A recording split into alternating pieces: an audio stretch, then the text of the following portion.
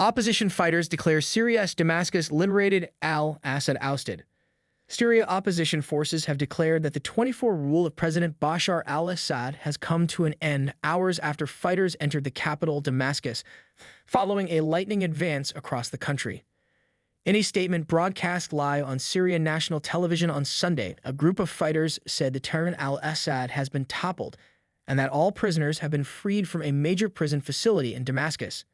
The city of Damascus has been liberated. The tyrant Bashar al-Assad has been toppled.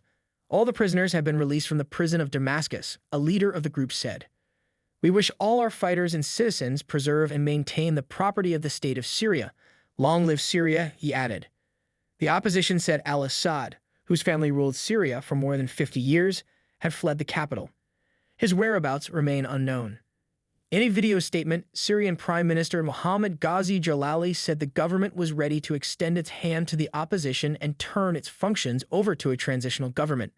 I am in my house and I have not left, and this is because of my belonging to this country, Jalali said in a video statement. He said he would go to his office to continue work in the morning and called on Syrian citizens not to deface public property.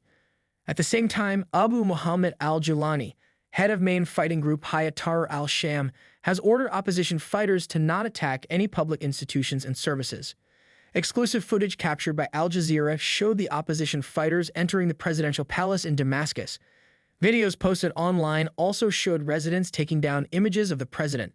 The fall of the Assad regime is the end of an era in the Middle East, and it will have big news implications across the region, said Al Jazeera's Noor Odeh. The armed opposition also shared a video that it says was taken by its fighters from the strategic Meze airbase in Damascus. The site played a major role in launching government rocket attacks and air raids against opposition-held territory. Earlier on Sunday, fighters entered the heart of the capital announcing that a new era free of revenge, inviting Syrians overseas to return. The opposition forces had already seized the cities of Aleppo and Hama, as well as large parts of the south, in a lightning offensive that began on November 27. Hadi al-Barra, who heads the Syrian political opposition coalition overseas, declared Damascus free of al-Assad and congratulated the Syrian people. Fighters released the prisoners held in Setnaya prison north of Damascus, as they have done in other cities they took during their advance, celebrations of freedom. Witnesses reported jubilation in the capital, with chants of freedom heard in a main square. Omar Horaini, a resident of the capital, told Al Jazeera that before opposition fighters entered the city, he heard loud blasts and sounds of shooting. He said that once the fighters entered the city, everyone was shouting, "God is the greatest." Celebrations were also reported in the city of Latakia, as well as along the border of Lebanon. Reporting from the border, Al Jazeera's Zina Qatar said that while a lot of uncertainties lie ahead, Syrian refugees are looking forward to return to their homes.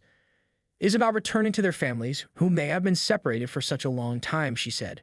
Meanwhile, in the opposition stronghold of Aleppo, residents toppled over a statue of the late President Hafez al-Assad, father of Bashar al-Assad. The Syrian opposition group's Administration of Military Affairs also said that its forces are advancing in the western Deir az-Zor countryside. The Syrian war started as a largely unarmed uprising against al-Assad in March 2011, but morphed into a full-blown war that dragged in foreign powers, killed hundreds of thousands of people, and turned millions into refugees.